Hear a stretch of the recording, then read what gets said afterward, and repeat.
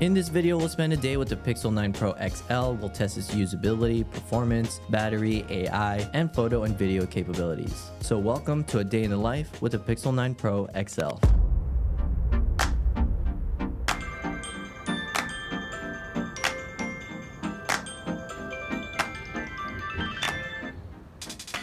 I maintain a pretty minimalist morning schedule. I first check my phone to see if my content was uploaded on social media and then share across platforms. We're starting at about 99% and I'm genuinely curious to see how good the battery is on the Pixel as we go about the day. I also check my Samsung Health app to see the quality of my sleep. It hasn't been the best since I've been having pretty late nights working. I try not to use my phone too much in the morning. I want to spend the rest of my morning being proactive. It's a way to set time for myself before a busy day.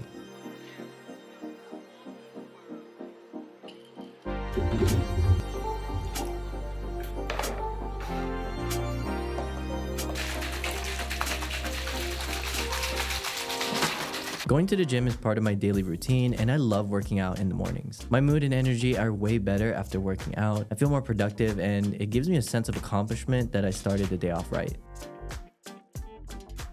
Today I'm doing a quick push-pull workout. I'm also pairing the Google 9 Pro with the Galaxy Watch Ultra. I chose this combo because it features a sturdy design and solid construction. None of the Pixel watches actually interested me all that much, so I figured, why not? After a couple minutes, the battery dropped to 96%. I love the display. The display can reach up to 3000 nits of brightness. It looks sharp even on Spotify selecting music. The large display is beautiful and watching content on the phone is really enjoyable. It's smooth too and has no problem running many apps at the same time. Since I opted for the Pixel 9 Pro XL, it is hard to use with one hand and for me requires both hands when using. It's also quite slippery even with this protective case that I have on. That's why I put one on because if I didn't have a case, the glass railings would make it even more slippery. So keep that in mind when choosing between the regular Pro and Pro XL. I kept the phone in my pocket while working out and it only fell out during sit-ups, but that's pretty much a given. If you create content with this phone, I highly recommend getting the bigger size. It has a lot of screen space and you won't regret it. Having said that, it's a great option for use at the gym or in any setting where you'll be watching content.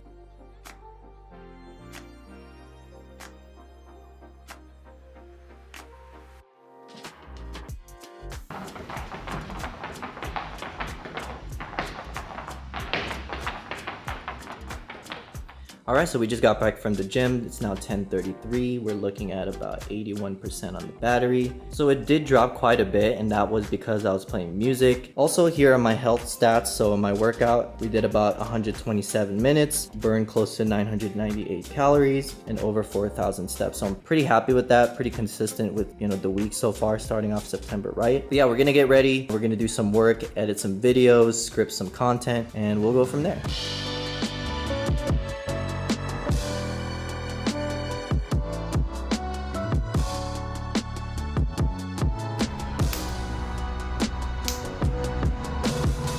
Alright, so it's now 11:44. We have about 78% on the phone. This isn't too bad compared to my iPhone 15 Pro's battery. By this time, that phone would have been at about 55%, which is insane. I have iOS 18 running on it, so that's probably a big factor.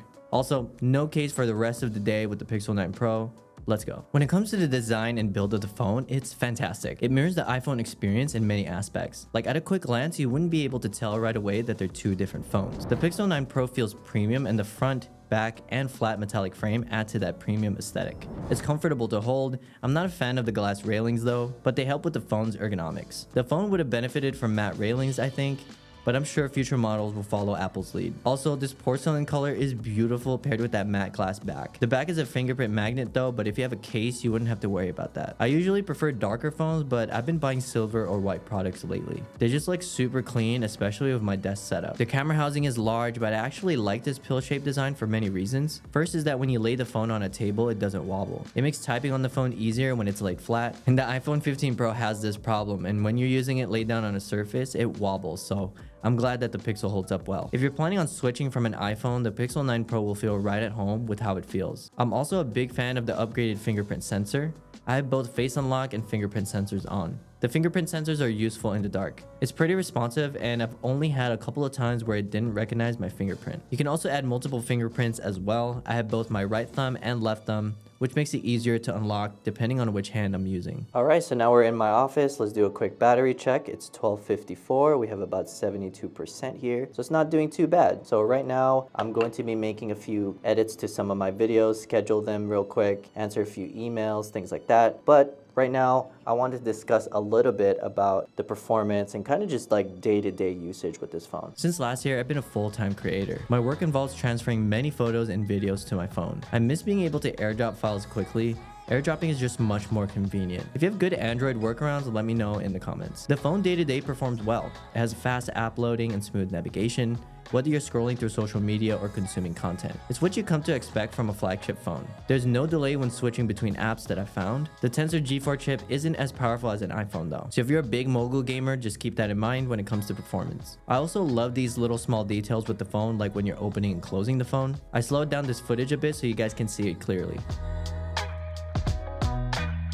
Not only that, but the haptics on this phone are so good. Texting gives you a nice haptic feedback, and the same happens when you adjust the brightness slider. These small details are what make using a Pixel unique, and using it day to day is a treat. My home screen setup is pretty simple. I have a clock widget on the first page. I also have 6 apps that I use often. On my dock, I have my phone, messages, camera, Chrome, and settings. This is a similar setup to how I have it on my iPhone. On the second page, I have a weather widget along with productivity and social media apps. And also, if you're interested in this wallpaper, I'll link it in the description. For my display settings, I found that I prefer the natural colors to look better than the adaptive. The adaptive has punchier colors, but they look a little too saturated for me. So that's why I prefer the natural look a lot more. To my surprise too, when I was setting up the phone, the screen resolution is set to high, but switching it to full gives you the full power of the display. But do keep in mind that might affect battery performance. Software is a big part of the Pixel 9 Pro's selling points. For me though, I've only found 2 practical uses for Gemini and AI. The first one is searching for similar products. For example, if I wanted to find similar sneakers in an image, Gemini would list some suggestions. Finding similar sneakers to your New Balance 505. Based on the description of your New Balance 505 sneakers, here are a few similar options. 1. New Balance 550. Key features: retro basketball-inspired design, clean lines, often come in limited edition collaborations. Similar to 505, both have a vintage aesthetic and are popular for their casual style. The Live Assistant is also pretty cool, but I haven't found an actual use for it. The software is amazing, but I haven't integrated it yet with what I do. Out of all the features of AI, I use the YouTube Summarize feature the most.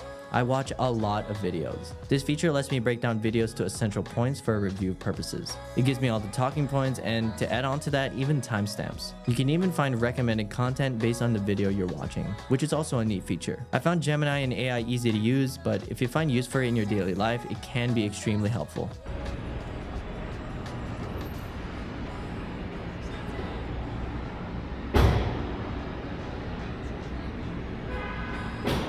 So quick battery check, it's 252. We have about 57% remaining. We're about to go out and do a camera test, so get right into it.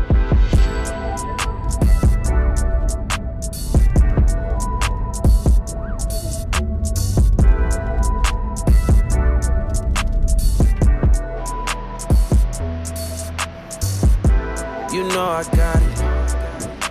I pull up, I come around, make my rounds, it's my town. You know I got it, hey.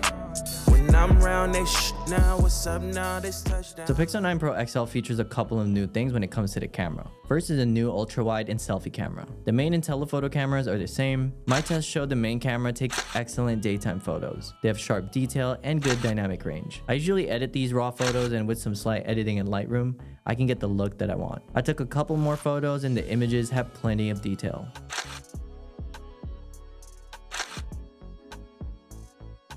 So quick battery check, it's 408 and I'm at 46%. I haven't eaten all day, so my wife and I are trying a new place called Piku Niko. Hopefully I'm saying that right. A Japanese fried chicken spot. I got a chicken bowl with pickled vegetables and rice. My wife got a fried chicken sandwich and it was pretty good.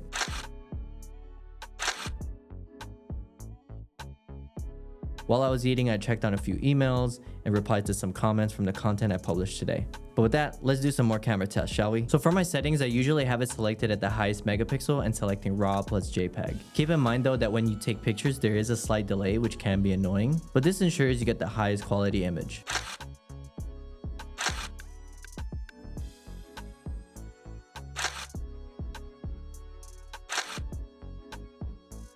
A standout feature of the Pixel is the new Add Me feature. It merges two photos to make it look like everyone is in the same shot. It's pretty cool. It uses augmented reality and AI to layer the images together. You can take the first shot, then have the photographer switch places with someone or yourself and stand in the frame. It's pretty impressive. It aligns exactly, unaffected by shadows and lighting variations. This Add Me feature is more of a gimmick, and I don't know if I'll actually use it in like real life situations rather than just asking someone to take a picture for you. If you take a lot of selfies, the front face camera is pretty good too, but it's not great. There's some fuzziness and the colors can lean cool and need some editing in post. It's a really hot day in LA, and my main concern was the thermals of this phone. I've been taking a lot of photos and editing them in Lightroom. It got a bit warm, but it's not noticeable or too crazy. I am new to Pixel phones, so I have no comparisons to share with other models, but what I do know is that there's a new vapor chamber that helps keep the phone cool even during these intensive tasks. So that may have been a factor. But even with the 105-degree weather, it held up well. As for video, the Pixel 9 Pro has up to 8K video with cloud-based boosting. For my testing though, the boosting can sometimes make it overly digital. Stabilization achieves excellent results, but the lens transition can be jerky and jarring. For photos, that doesn't really matter, but for video, it can be noticeable. I switched from the ultra wide and zoomed in all the way. You can see the stabilization is solid. You can still see details and it looks sharp. I don't consider it the best smartphone camera available though. I still think it's behind the iPhone 15 Pro Max and S24 Ultra. The iPhone 16 Pro is coming out in a few days, so I'll be putting these two phones to the test for sure. Alright, so this is the test of the front face camera with video. As you guys can tell, it's pretty good. I like the stabilization. It does a really good job. Like right now I'm actually just like shaking as I'm walking, but when it processes it, it does a really good job stabilizing the footage. So you can definitely use this phone as a regular like vlog camera, but other than that, it does a pretty good job.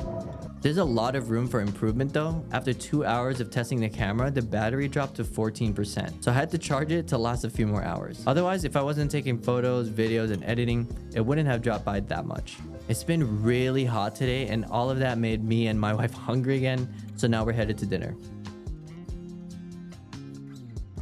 I shot with the camera in the city's low-light areas, producing pretty defined images. There's a good dynamic range in the background, and when zoomed in, the US bank is still sharp and detailed despite the low light. The thing that stands out the most for me though is the stabilization. I'm zoomed in by a lot and you can't see any visible shake, which is impressive. With the same framing, I took a photo and this is the result. Again, extremely sharp around the corners of the buildings and details in the shadows of the trees. So it's still a pretty solid camera for both photo and video, but is it the best for video? Well, I think I prefer the results of the photos more than I do the videos. It's a long day.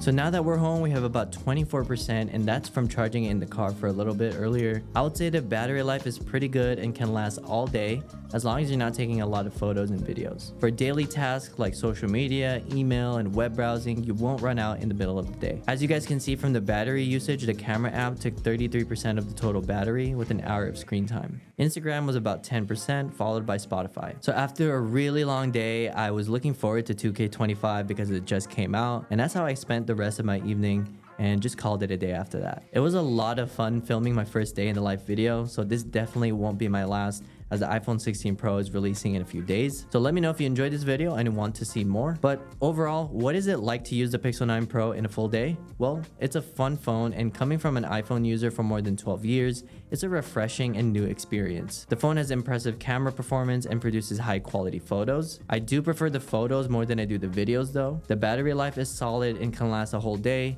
as long as you're not taking many photos and videos. The display is bright, vibrant, and the UI is smooth and responsive. And Gemini is useful, as long as you found practical use for it in your daily life. So the Pixel 9 Pro XL is a great phone with a lot to offer, but it's not perfect. I recommend it if you want an Android alternative to an iPhone, and this is the closest thing you're going to get from an Apple-like experience. If you made it this far in the video, thank you for watching, and if you want to see more content like this, please like the video and comment below. Other than that, see you in the next one.